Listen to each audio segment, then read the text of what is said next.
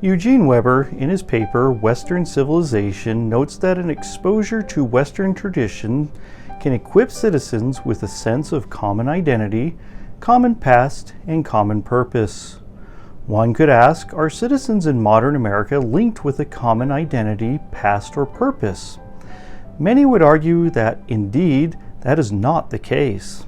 Instead, Americans are fragmenting, becoming tribalized, and separating themselves based upon race, class, gender, and historical ancestry.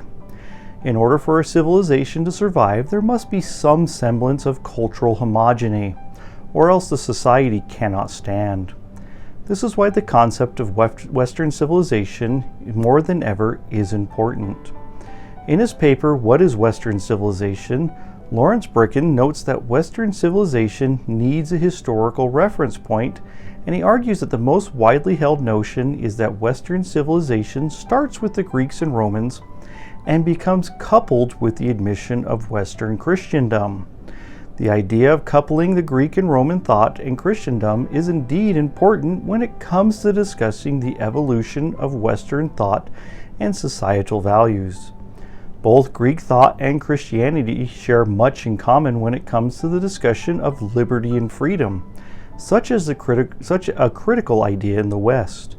So much so that Alexander Rosenthal Pubo notes in his paper Reflections on Ancient and Modern Freedom that Western civilization places a special significance and value it accords to the idea of freedom.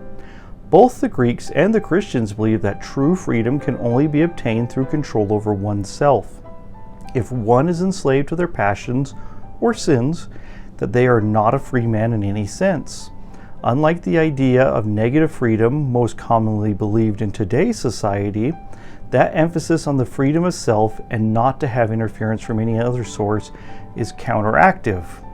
In order to secure the idea of classical freedom, Western civilization grew based upon Christian ideals.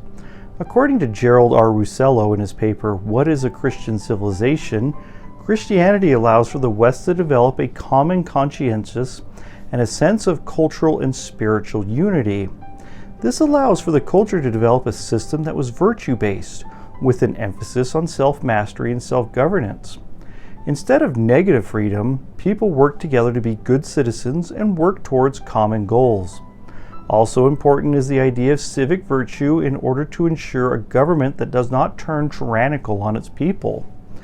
With virtue comes honest government that disdains corruption and undue tyranny. More than ever, it is critical to teach the ideas of classical freedom that form the basis of Western civilization.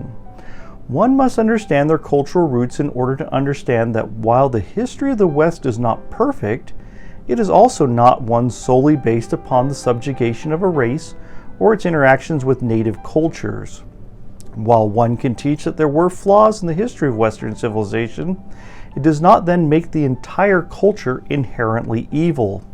In fact, according to the paper What Exactly is the West?, it should be noted that the West was born in sacrifice, justice, and resistance, while also it was the first to argue for the universal concept of the dignity of the human person, regardless of his or her antecedents of birth.